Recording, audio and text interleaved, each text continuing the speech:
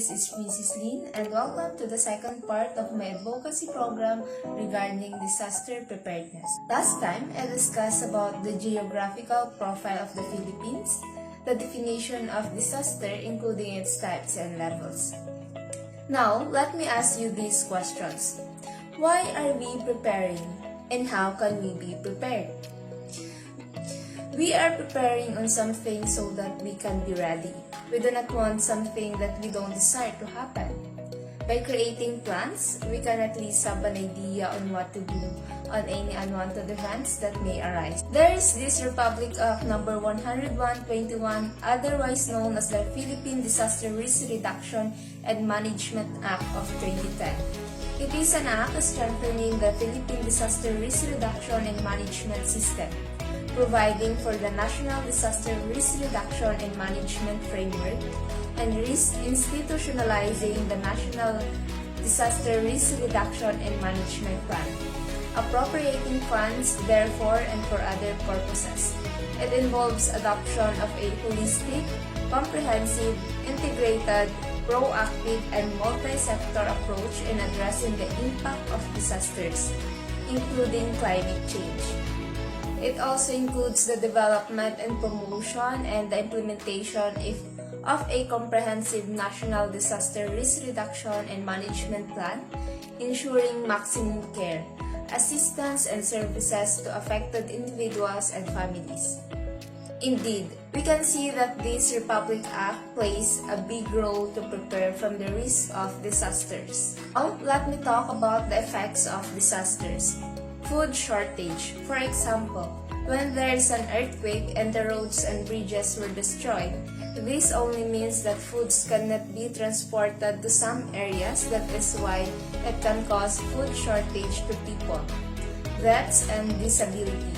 During typhoons, earthquakes, landslides, terrorism, bombing, many were unfortunately died because of these disasters, may it be man-made or natural. Psychological problems. Because of these disasters, many were being traumatized and feels unsafe. Environmental disruption. Of course, it is not only human lives that were taken, infrastructure that were destroyed. Moreover, our environment was also disrupted.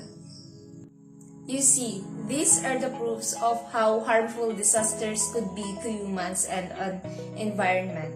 However, having to experience loss and deaths does not mean that life ends there. We should think, how can we recover from disasters? And at this moment, I will discuss the several ways regarding the disaster recovery.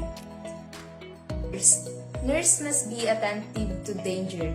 Nurses should be observant during the time of disaster so that they can attend someone who needed their nursing care immediately. Referrals to hospital.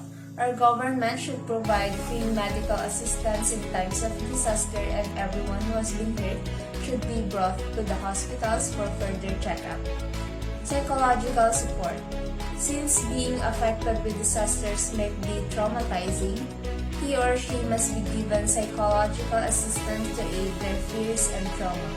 Everyone should be taught how to attend to someone who has been hurt or injured because of this disaster.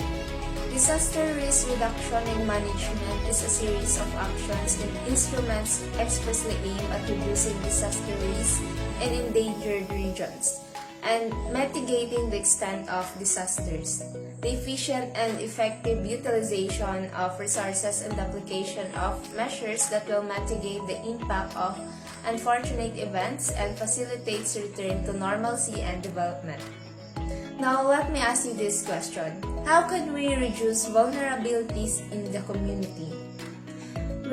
When sustained over a long term, reduce unacceptable risk to acceptable levels and make the community become disaster resistant and resilient.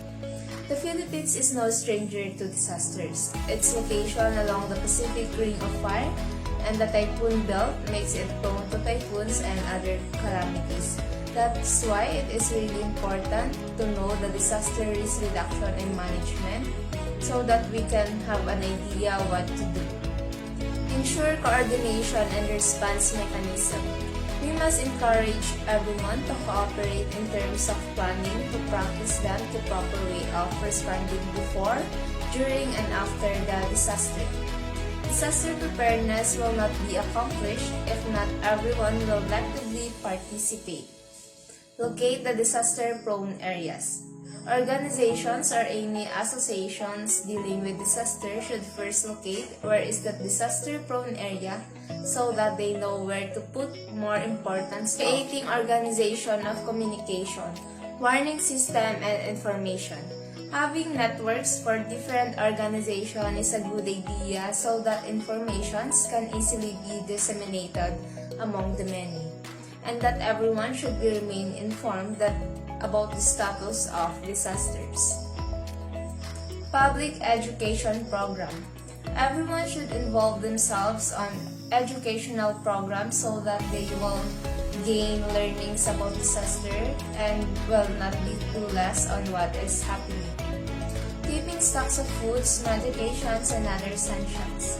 Staying alive and safe during any disaster is a must, and in order to do that, we should have foods or any medicines. Secure a budget for supplies and training activities.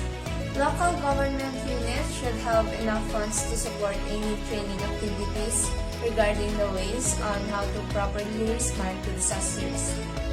Write the disaster plan, distribute. Everyone should know the concrete plan about what actions to take. Staff training. Rescues should be trained how to attend people who needs them as fast as they can. Review and report every emergency. Everyone should know whom to contact in times of emergency.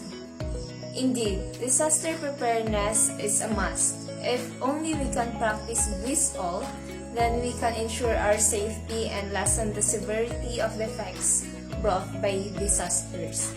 I think this is the end for the part of my advocacy program. Stay updated as I will be posting the last part of my advocacy, in which I will share to you some techniques, trainings, and skills that are necessary in dealing disasters. I hope you have learned something again. Thank you.